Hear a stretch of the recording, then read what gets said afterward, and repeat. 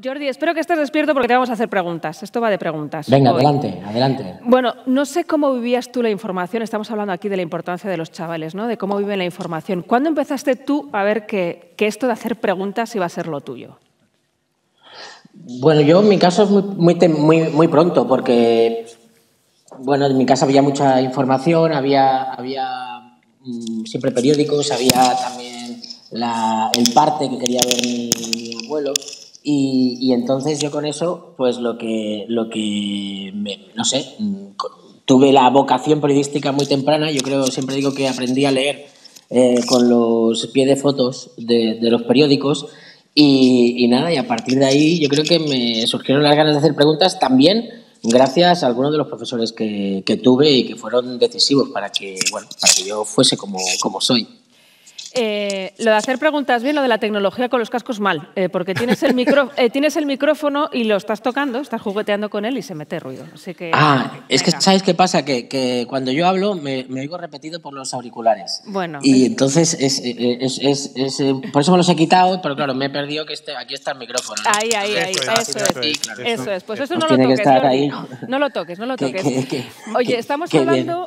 Bueno, como veis, somos los de A3 Media somos gente totalmente preparados para las nuevas tecnologías. Bueno, oye, Jordi, no sé, los profesores que están aquí, ¿cómo les podemos ayudar nosotros los periodistas? ¿Qué parte de la metodología del periodismo, de cómo hacer preguntas, de cómo verificar datos, les pueden ayudar también para que los chavales sepan distinguir, ¿no?, lo que es una noticia falsa de lo que es una noticia verdadera, de cómo buscar la información?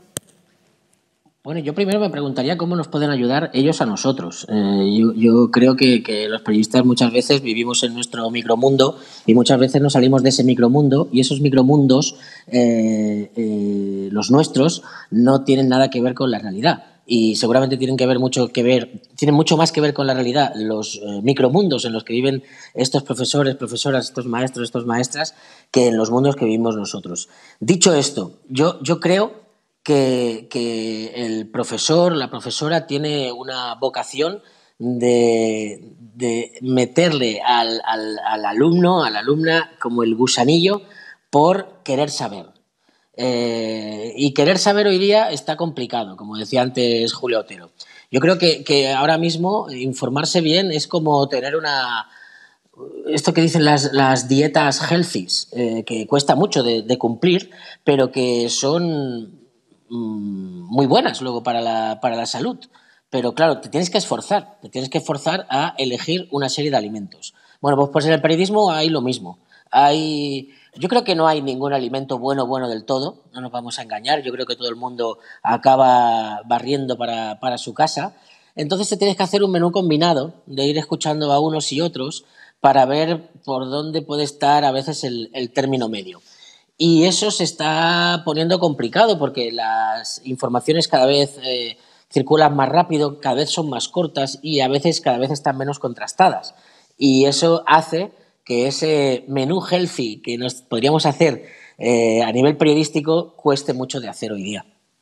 Pero es verdad que yo lo veo en casa, los chavales tienen mucho acceso a la información y hay veces que mi hijo me viene y dice, mamá, ¿te has enterado? Él se ha enterado por Twitch, por ejemplo. O sea, no está mal que tengan mucho acceso, pero que sepan distinguir, ¿no?, entre todo lo que ven, entre todo ese menú tan amplio que tienen, ¿no?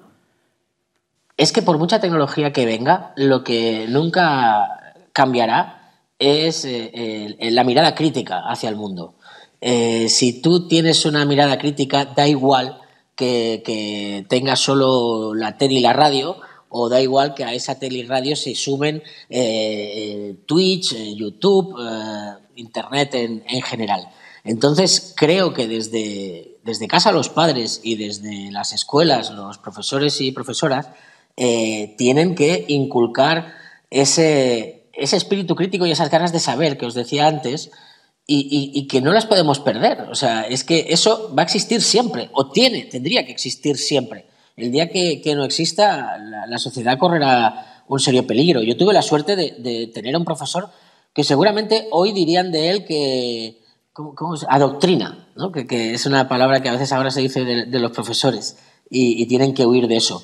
A mí el adoctrinamiento no me da miedo siempre que ese profesor también meta el espíritu crítico, porque por mucho que quiera adoctrinar, si ha metido el espíritu crítico, pues los chavales y chavalas se querrán hacer preguntas. Y yo tuve un profesor que me marcó muchísimo y que yo creo que parte de lo que sé, de lo que soy se lo debo a él, y era un profesor anarquista. Bueno, ahora que he dicho esto, seguramente algunos directivos de A3 Media estarán respondiendo a muchas preguntas. Y os hago una pregunta a los dos.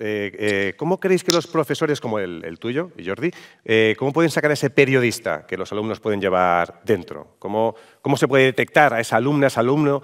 ¿O cómo se puede estimular al resto? ¿Hay trucos, hay juegos, hay dinámicas, hay...? Es difícil esta vez. No sé, bueno, yo creo que la curiosidad... No, es difícil. Perdón. Dale, Jordi, todo tuyo. No, digo que yo no creo que sea difícil, pero es que tampoco creo que sea el trabajo del profesor tener que detectar qué niño va a ser periodista, o qué niño va a ser médico, o qué niño va a ser...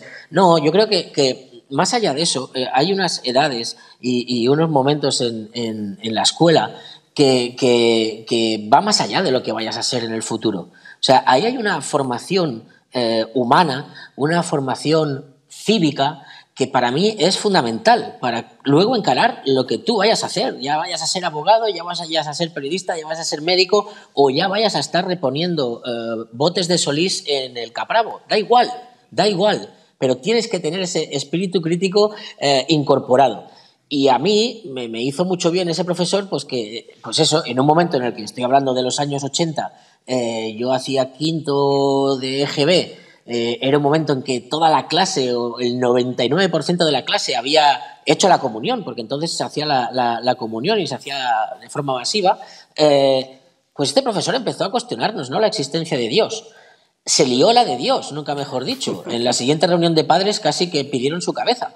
Pero a mí esa enseñanza de alguien que te ponía ante un espejo ante el que hasta entonces nadie me había puesto, que era preguntarte sobre si algo tan bestia como Dios existe o no existe, no sé, me parece que es ahí donde está el auténtico profesor o profesora, que lo que busca es despertarle la curiosidad a ese chaval o esa chavala.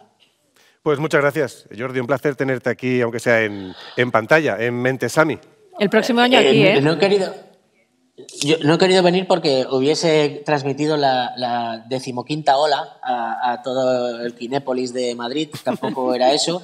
Y nada, decirle a los profesores que os necesitamos, que a veces yo sé que llegáis a casa cabreados porque a veces los padres no tenemos la función que deberíamos tener con los hijos y tenéis que hacerla vosotros. Os animo a resistir, perdonad que lo diga así, pero creo que sois fundamentales para que esta sociedad siga avanzando, siga teniendo ese espíritu crítico que hoy se está reivindicando mucho, y ya que estamos, no nos olvidemos del espíritu crítico que también tienen que mantener los grandes grupos de comunicación, incluido el nuestro, A3 Media. Buenos días a todos. Gracias, Jordi. Gracias, Jordi.